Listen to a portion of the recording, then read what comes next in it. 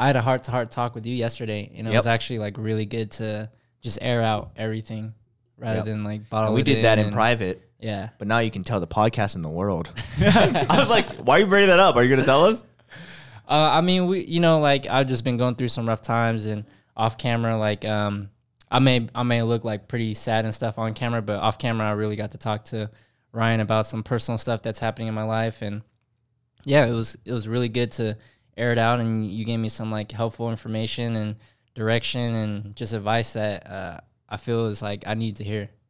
So, and well, that's good. I don't want to pry if it's too private, but I guess for viewers that maybe could be going through something similar to you, maybe you can give them like some general advice that what you guys spoke about. If you don't feel comfortable talking about it, just bring up to the point that you want to talk about it. I mean, to sum it up, I'm basically going through a breakup, and it's real tough, coming out from a long relationship, and I just, I felt lost. I felt confused, felt like inadequate, and this guy over here just like really like instilled some good words back into me. And I think if anyone is having like some similar trouble like that, it's probably best to turn to your friends and talk to each other rather than just holding it in, because those thoughts can go deeper and deeper and deeper, and that stuff can manifest into something like real negative.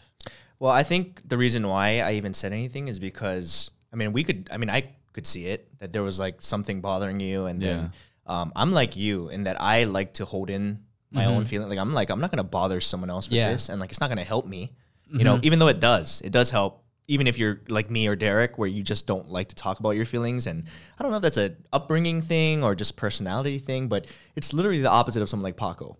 When you have issues, you literally, hey, can we talk? Yeah. Like, I would never say that. Derrick would never say that, but unless I go to him or, vice versa. And I feel that like, of course I'm going through some stuff, and like in my head, what's the point of calling someone else to, everyone's got their own problems, like why would I want to bring my problems onto someone else? Or but it was actually really helpful to just kind of like talk it through.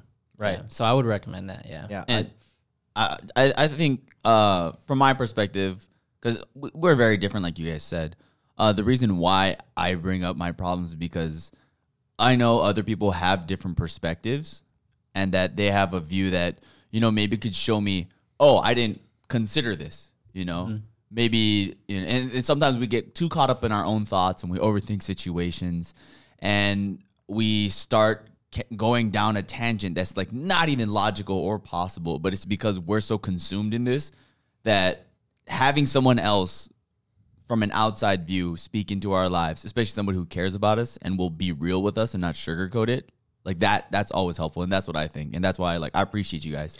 Well, I think the number one thing that we came to as a conclusion yesterday, and I don't mean without having to say too much, you can talk about it if you want, but I think the number one thing that I think I learned, not yesterday, but I was telling you, and I think I told you too in the past, but it was that it's okay to feel shitty.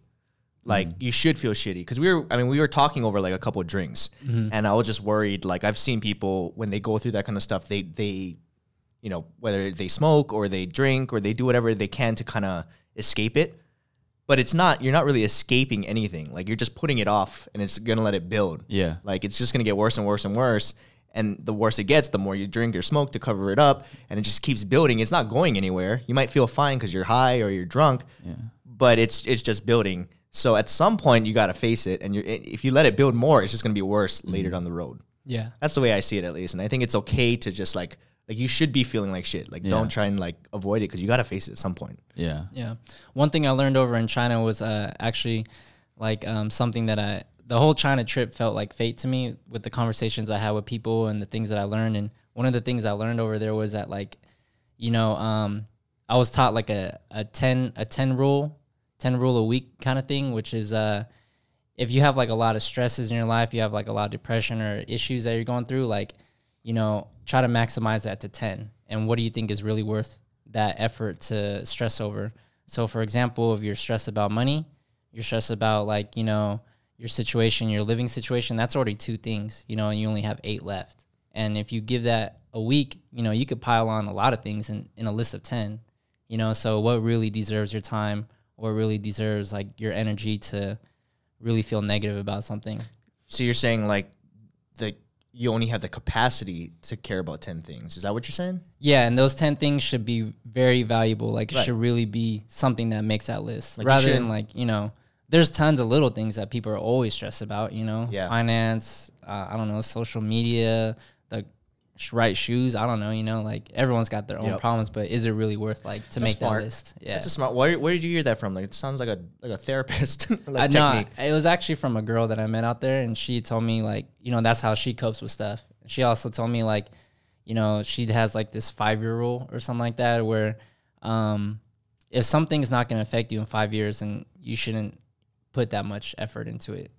And I was like, that's pretty interesting. I guess I've never, if something's not going to affect Yeah. the future. Crazy. Yeah. I never really thought of it like that. So it was kind of cool to hear different perspectives. Kind of like how you said, you know? Yeah. Yeah. And I think just for the sake of it, that for the disclaimer and everything, like, just because you're going through a breakup and everything doesn't mean you have any ill will towards Erica, right?